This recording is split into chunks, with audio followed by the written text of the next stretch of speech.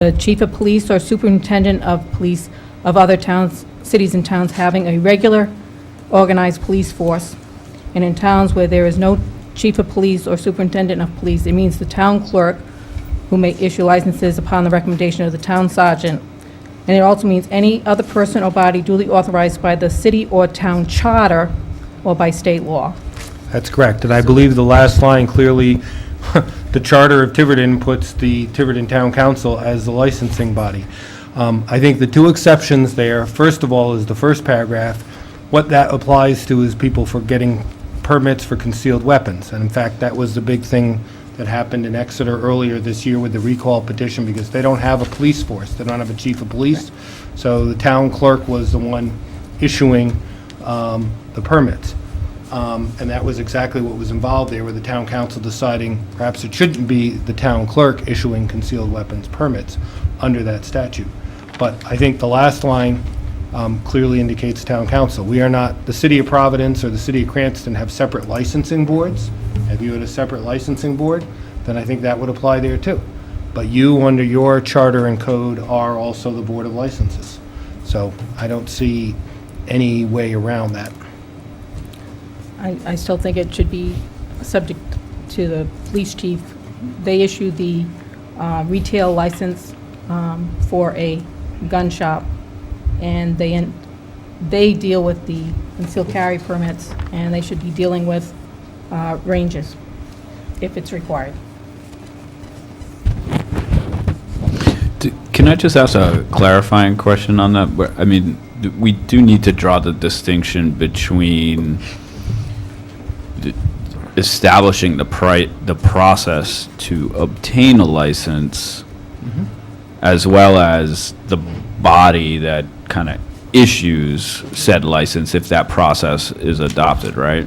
I mean, Well, we're talking, it is and we my- don't have a, It is my interpretation that the body is the town council, that there Sure. isn't any decision to make on that.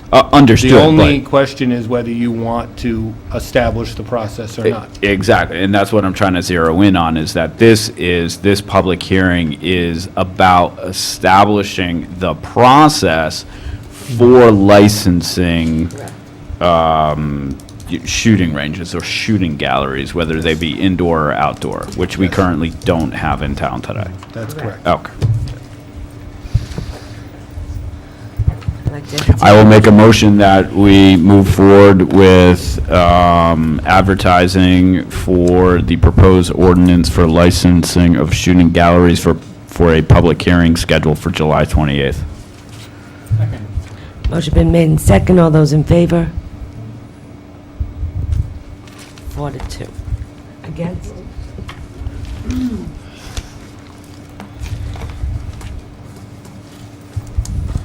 Proposed ordinance amendment to Chapter 15 Drinking Water Reservoirs for public hearing scheduled on July 28th. We have a very busy July. Well, this is a short ordinance, and I think will be a short public hearing as well. I think most of you are aware that Stafford Pond, we've had the discussions here, was at one time licensed for seaplane landings and takeoffs. That is no longer the case. We found out that that authority has been removed by the Federal Aviation Administration and the State Airport Department. It's no longer there. We've been taking a whole series of efforts to protect our drinking water reservoir quality, and one of the things that we've heard in the past, including from DEM, is, oh, well, you got seaplanes landing there, why are you bothering us? So it's a small thing, but this is going to also prohibit seaplane operation as well, except for an emergency landing. If it's a life-threatening situation, they're allowed to land there.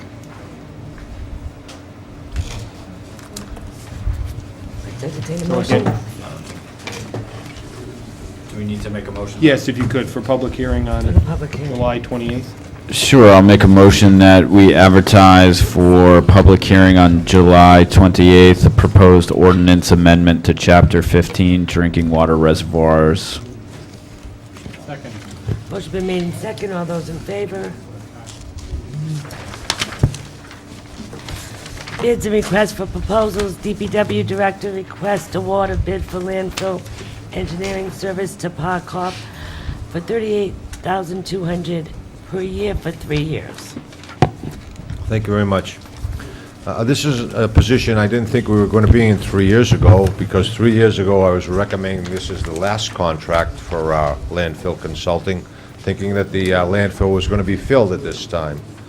But fortunately, through the programs that we've instituted and the help of all the residents, we're looking forward to a little extended, longer life at the landfill, possibly getting about 3 more years. So we're going to need another consultant contract for that 3-year period. I put together an inter-office dated June 4th. We're selecting an engineering firm as a qualifying, quality-based selection. You really go through the consultants that do submit proposals.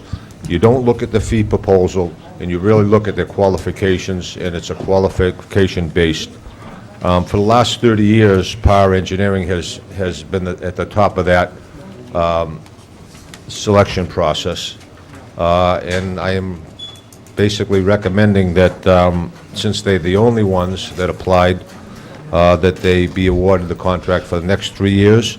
Their bid price is exactly the same it was for the last 3 years, with a total 1% increase if we have to do additional testing, if we have to do additional monitoring, and that is kicked off by the test results of the existing wells. Our licenses are going to expire for the landfill. Our 3-year license is going to expire December 14th of this year. So we're going to be applying for another 3-year license with DEM, and part of that application process would be using a consultant to get us through that. So that's where we're at, and I'm recommending the award of the contract to Power Engineering for their bid price of $38,200.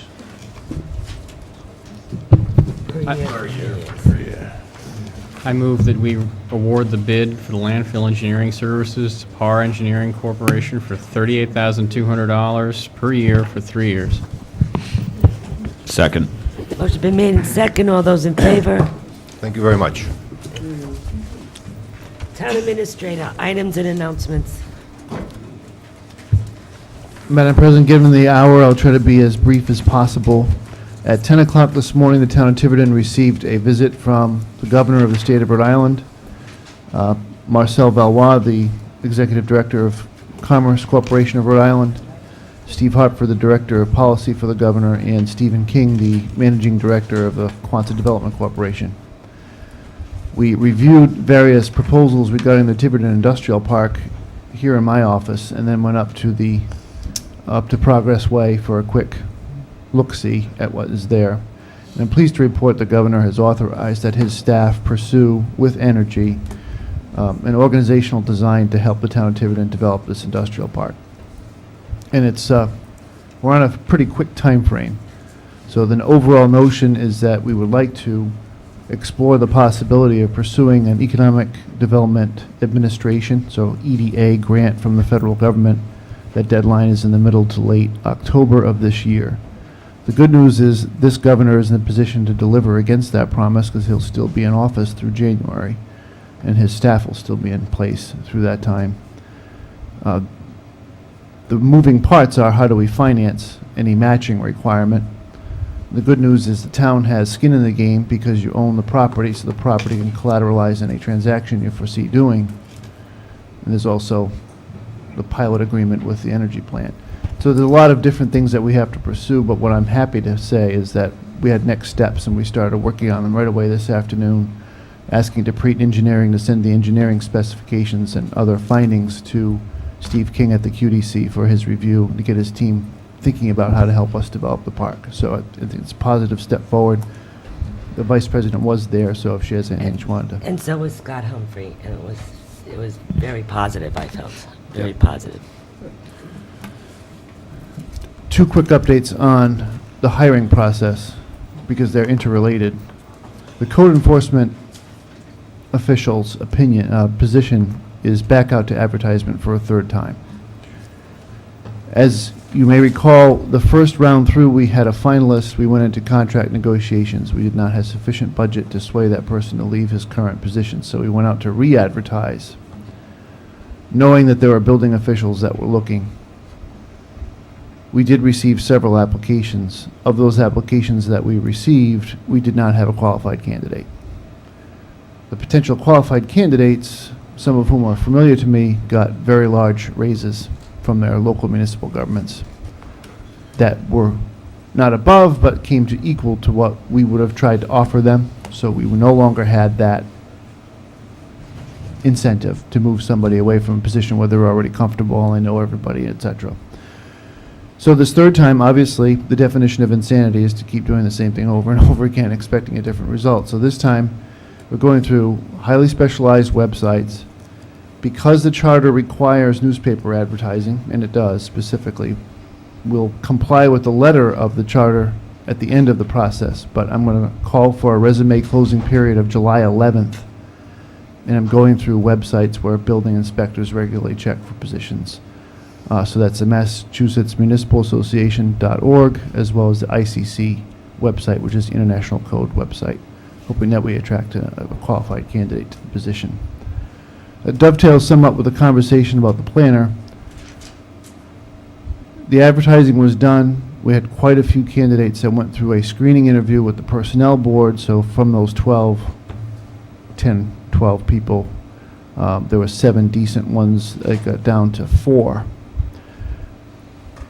Not wanting to do this all on my own, I pulled together an ad hoc group. So we had a representative of the Economic Development Commission in the person of Scott Humphrey, and a designee of the planning board in the person of Stu Hardy. The 3 of us interviewed the 4 finalists and have each summarized our conclusions. It is my intent to bring a nomination to you as a council once you've established the legal authority to hire the position through the ordinance at the July 14th hearing. Because I'd like that person to have some, if they're going to be offered the position, they need to have the security of knowing that the legal foundation for it exists and that they'd be accepting a real position. I think it also gives us some time to be very careful about our choice. The delay was explained to all the candidates at the conclusion of their interview, and they were all comfortable with it because they're all gainfully employed at the moment. So I personally think you have a fantastic universe of choices. So if any of those 4 people were able to step up to it, it would be a boon to the town. And when people wonder what that person would be doing, I just refer back to what I already said about the industrial park. There's a tremendous amount of work, and there's a lot of things on my plate. I'd rather not have things fall off my plate, but I'd like to be able to delegate things as they come up. And all of this, dotting I's and crossing T's, the engineering reports, interacting with the Commerce Corporation, attending meetings, advocating, is something that a planner could do with the help of the administrator. Lastly, I wanted to go back to the conversation with Mrs. Pelletier about economic development.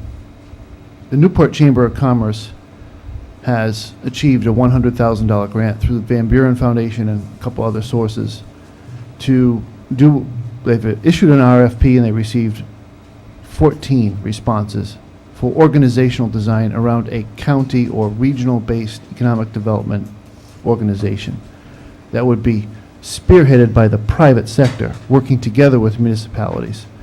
The screening committee for that grant, for the RFP, were the 5 town administrators from the 5 communities in this area. So the meeting was, it's actually 7. The meeting was attended by 5 of us, and we went through, and it was actually, we had a very strong consensus around 3 finalists. The purpose of that organization, and we had the full support of the Commerce Corporation, because Marcel Valois participated in the vetting and the creation of the RFP and the vetting of all the candidate organizations that responded to it. There's a recognition on the part of the state that economic development efforts are best done locally, organically, coming up from the bottom, not down from the top, especially with such a diverse state as ours. So there will be a significant, I believe, a significant organization will arise from this that can begin to step up and help us both with marketing, the site selection process that will help not only the industrial park initiative, but all the other things, many of the things that Mrs. Pelletier talks about. I do think that one of the things that Mrs. Pelletier brought up is worthy of calling out to everybody's attention. And that is the page that summarizes the meals and beverage tax revenues on a calendar year basis beginning in 2004. And most recent full year's data is for 2013. For the town of Tiverton, it goes up from $106,000 to $197,000, which is a very significant increase in a non-inflationary period. And it speaks volumes to the strength of the hospitality industry as it is arising in the town of Tiverton. And it draws attention to what the entire community needs to focus on in the community comprehensive planning process, which is if you're missing little pieces, I would say the biggest piece you're missing is the ability to accommodate an application for a bed and breakfast. Those hospitality goes hand in hand, lodging goes hand in hand with hospitality, and you have very strong positive momentum. So as we go through the comp planning process, I hope these pieces begin to fall into place and all those mutually reinforcing aspects of the tourism industry all get the support that they deserve. That's all I had for this. Thank you, Madam President. If I can just add one item, I listened to two speeches by Mr.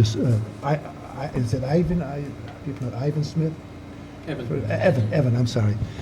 And both times I was surprised, and this is, one of his answers was in response to a question I had, was where does the most profit come from? What's most profitable for a city? And what he indicated that from a tax viewpoint, the most profitable businesses are a hotel in combination with a banquet hall. I must say, I was a complete surprise to me, but apparently, as far as income generators by taxes, that's where you go, because you're not only getting the real estate tax, you're getting the meal tax, and you're getting the drink tax. Room tax, too, if you get that. That's right, Thank you. Council announcements, comments, and questions? Does anyone have anything? I just wanted to remind anybody that was interested, there's a poster over here kind of reimagining the parcel that was formerly known as Seaside Gas, and before that was a Getty station, I think.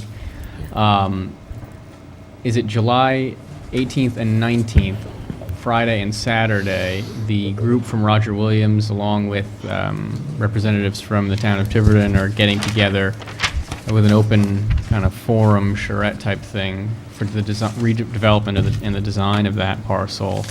I can't see from here where it is, and I can't remember where it is, but it's on the site, right? No. No? The application has to be approved, but we have applied for use of the Fort Barton School for those two times. Okay. Which is right down the street. So the Fort Barton School, hopefully that'll get approved, and anybody who's interested in participating in that, I would highly recommend it. It's a Friday and a Saturday. I just have one quick thing, and I'm just going to plant the seed. We'll talk about it at a later time. Just something I've been giving a lot of thought of, coming on the heels of the two open town meetings in support of the comprehensive community plan. And, there was decent attendance, a couple dozen people on both days. I would like us to consider what we can do. We've done a lot of work to create a new website, but that's a pull communication.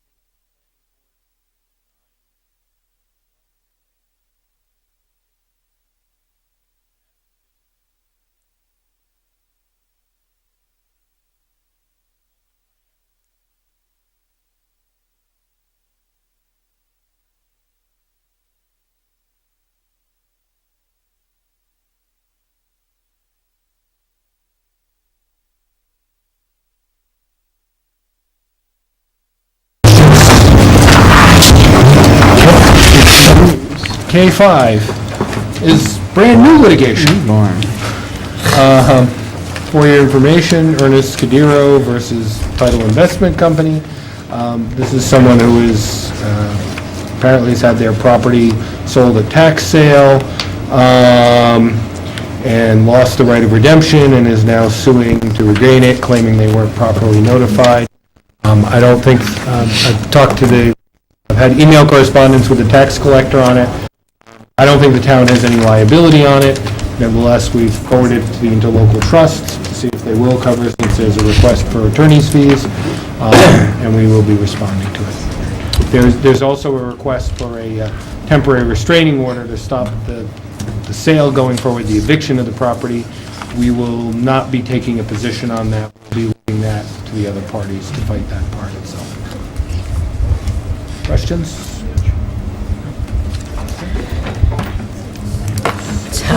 Town clerk, items and announcements. I just have one announcement on, using my Board of Canvas hat, to remind people that anyone wishing to declare for office, we will accept the declarations. The deadline is Wednesday at 4 p.m. And that is here. That's here. in the Board of Canvas, which is the town clerk's office. Mr. Lambert. I move that we go into closed executive session pursuant to Rhode Island General Laws, Chapter 42, 46, 5A2, Ray Town of Tiverton versus LAL Construction, Inc. et al. Second. Motion been made second. All those in favor? And stay in closed executive session pursuant to a Chapter 42, 46, 5A2, Ray Potential Litigation, Earth Removal Enforcement. Second. Motion been made second. All those in favor? And stay in closed executive session pursuant to Rhode Island General Laws, Chapter 42, 46, 5A2, Ray Quarterly Litigation Report. Second. All those in favor? We're now in executive session.